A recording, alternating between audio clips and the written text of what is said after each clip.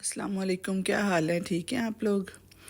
ये मैं ना कुछ हफ्ता ग्रॉसरी करके लेके आई थी रमज़ान में। पता है कुछ फिर चीज़ें थोड़ी सी ना ज़्यादा इस्तेमाल हो जाती हैं, ऑयल और इस तरह की ना फ्राई में कुछ चीज़ें चली जाती हैं, मैदा बेसन ये चीज़ें थोड़ी सी ना ज़्यादा यूज़ होती हैं और ड्रिंक्स वगैरह ना। तो मैं फिर ये तकरीबन 2 बजे लेके आई थी, ज़ोर के बाद ग्रॉसरी सारी करके आई थी। फिर मैंने कहा इसको ना ज़रा अफ्तारी से पहले ही संभाल भी लूँ, अफ्तारी तैयार करने से पहले, तो ताकि फिर ना पता है शाम को भी रोज़ा खोलने के बाद बिल्कुल हिम्मत नहीं रहती, मगरिब के बाद ना थोड़ा सा आराम करके तो फिर आगे तराबियाँ पड़ी जाती हैं और मतलब कि रात को ना बड़ा थक जाते हैं अफ्तारी करने के बाद ना। तो इसलिए फिर मैं सारी चीज़ें जो है वो थोड़ी सी मैं इसी टाइम संभाल लूँगी। जब जिस टाइम रोज़ा होता है ना तब फिर भी थोड़ी सी हिम्मत होती है कि कोई काम कर लें, कोई बाज़ार का कुछ लाना हो या कोई ग्रॉसरी वगैरह, तब खुशी खुशी कर लेते हैं। लेकिन अफ्तारी के बाद बिल्कुल भी नहीं हिम्मत होती है। एक तो फिर अब ज़ाहिर है ईद का रश बढ़ गया हुआ है, तो बड़ा ज़्यादा बाहर रश है सड़कों के ऊपर ना। माशाल्लाह ईद की रौनकें जो है 15वें रोज़े के बाद जो है वो खूब अरूज पे होती हैं। बाज़ार तक बड़ी रात को लेट तक खुला रहता है।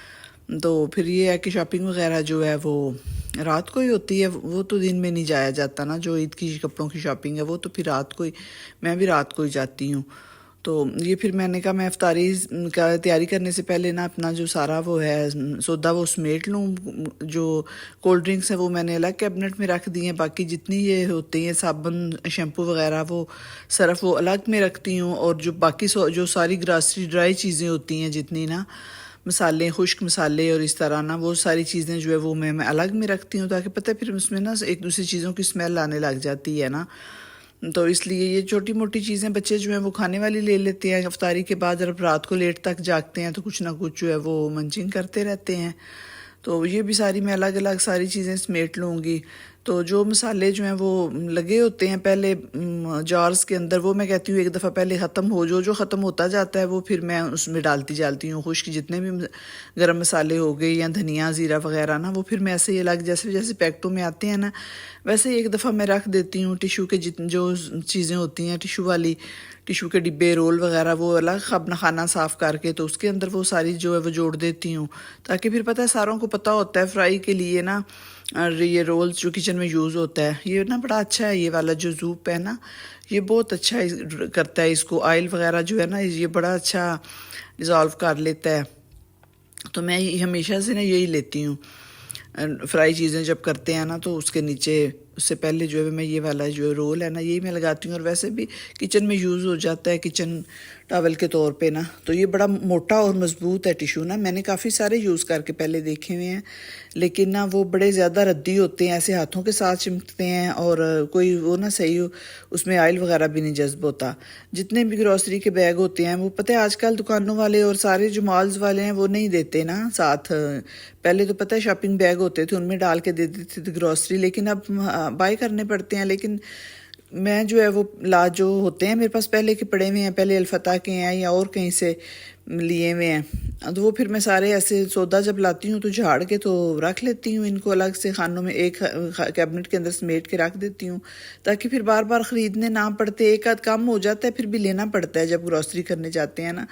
लेकिन मैं इनको ला के अच्छी तरह बाहर झाड़ के तय करके तो मैं खाने के अंदर रख लेती हूँ, ताकि अगली दफ़ा फिर यही शॉपर में डाल के तो मैं सारे ले जाती हूँ। हर दफ़ा जो है वो ज़रूर उनको ख़रीदना होता है। वो तो कहते हैं कि पहले बैग्स लेंगे आप, लेकिन ये है कि जो हम होते हैं अपने घर में पहले थैले वगैरह रखे होते हैं वही लेके जाने चाहिए ना। हर दफ़ा क्या ख़रीदने की क्या ज़रूरत है। फिर ये होता है कि घर में इतनी जगह भी नहीं होती, इतनी कहाँ क्या चीज़ें संभालते फिरे ना।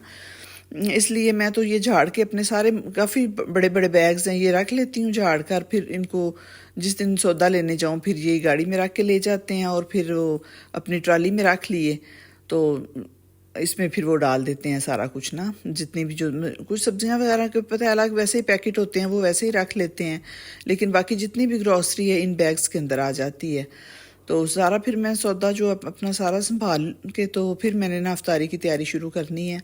ये जितने भी ड्राई हैं ना मसाले, गरम मसाला, तेज़पत्ता वगैरह, ये सारे फिर मैं पैकेट्स ऐसे ही एक दफ़ा रख दूँगी, ताकि जैसे जैसे ख़त्म होंगी ना। पत्ती का भी यही है कि इसके भी जार 2 बनाए हुए हैं, तो ये भी पत्ती भी फिर जब वो बिल्कुल ख़त्म होगी फिर ये डालूंगी एक दफ़ा। फ़िलहाल तो ऐसे ही मैंने सारे रख लिए थे। जितना भी ये नमक वगैरह को एक अद्धा पैकेट को ऑयल का को बचा हुआ हो पिछले महीने का, तो वो फिर मैं ऊपर रखती हूँ, जो नया आए वो चीज़ें मैं नीचे रखती हूँ ताकि ये ना पहले यूज़ हो जाएं, ज़्यादा पुरानी पड़ी पड़ी चीज़ें जो है वो ज़्यादा पुरानी ना हो जाएं।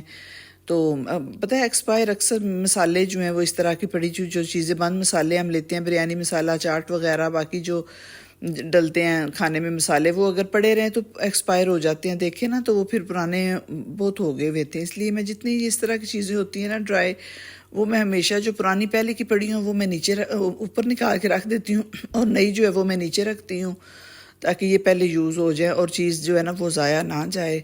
इसलिए ये सोच समझ के अपनी ख़रीदते वक्त भी सारी चीज़ें अच्छी तरह सोच समझ के लें। जो चीज़ें हमारे घर में पड़ी हुई हैं वो ना लें। मैं हमेशा जब भी जाती हूँ ग्रॉसरी करने, पहले मैं सारी चीज़ें देख के, घर में देख के, तो फिर मैं ना पहले तो लिस्ट बना लेती थी, अब वैसे ही याद होता है कि क्या क्या ख़त्म हुआ है ना, तो उस हिसाब से फिर ख़रीद लेते हैं।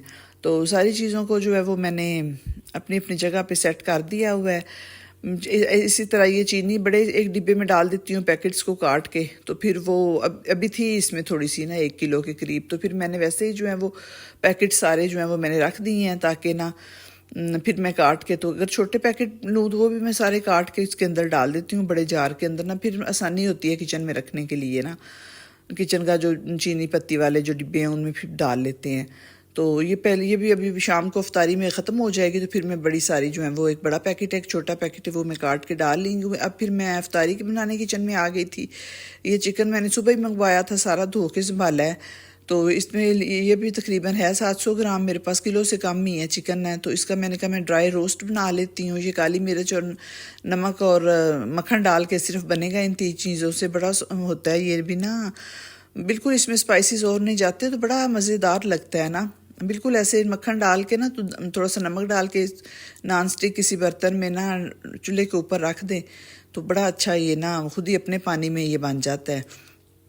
पालक जो है वो भी मैं काट के पकौड़ों के लिए अलग रख लेती हूँ, जो ब्रीक वो कटिंग वाले बनाते हैं ना, आलू प्याज और पालक के, और जो पत्ते पत्ते ऐसे बेसन लगा के बनाते हैं वो, उनको फिर मैं तोड़ के, तो ये डंठल वगैरह निकाल के, क्योंकि फ्रिज में पता इतनी जगह नहीं होती, वैसे भी मैस फैला होता है फ्रिज में, तो सारी सब्जियां जो है इसी तरह मैं पहले इन्हें संभाल के सेट कर लेती हूँ ताकि रोज़ाना के फिर जब निकालनी होती है ना, तो फिर वो अलग अलग जिस चीज़ की ज़रूरत होती है बंदा वही निकाल लेता है।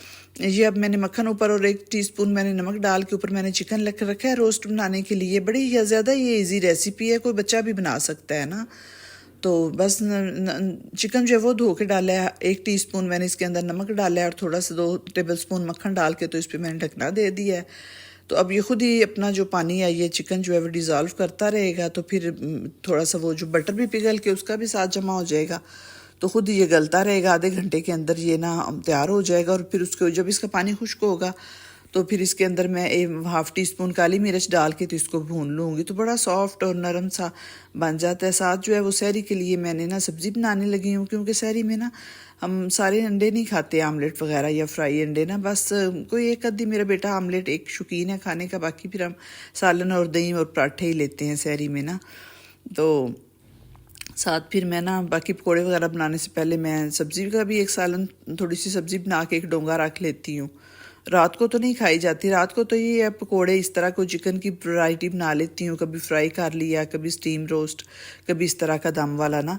फिर बाहर थोड़ी सी ना लेबर आ गई थी, को काम हो रहा था, तो फिर मैंने जल्दी से ये ना उनके लिए चनों वाले चावल बना लिए हैं, और साथ मिक्स पकौड़े और जलेबियाँ और समोसे वगैरह फिर हमने ना बाज़ार से मंगवा लिए थे, क्योंकि मैं फिर ग्रॉसरी करने चली गई हुई थी। वैसे भी इतना टाइम कोई नहीं था, थकी हुई थी, तो फिर मैंने बस सिर्फ ना ये जल्दी जल्दी सब्जियां तो पहले ही आई पड़ी थी, पालक और आलू प्याज वगैरह, वो जल्दी से काट के तो फिर मैंने ये मिक्स पकौड़े बना लिए हैं। बड़े मज़े के ये अच्छा, ये आपने भी कभी आजमाया होगा, जो काम ज़रा जल्दी में करें ना वो ज़्यादा मज़े की चीज़ बनती है। तो ये फिर मैंने जल्दी जल्दी मिक्स पकौड़े काट के तो मैंने बना लिए थे, तो अफ्तारी के बाद इतने ये भी मज़े के बने थे। ये फिर अपनी मैंने जो है वो अफ्तारी रख ली हुई है बच्चों की, और अपनी हम करने लगे हैं। और फिर बाहर मैंने लेबर को भिजवा दी थी चावल, समोसे, पकोड़े और जलेबियाँ वगैरह ना।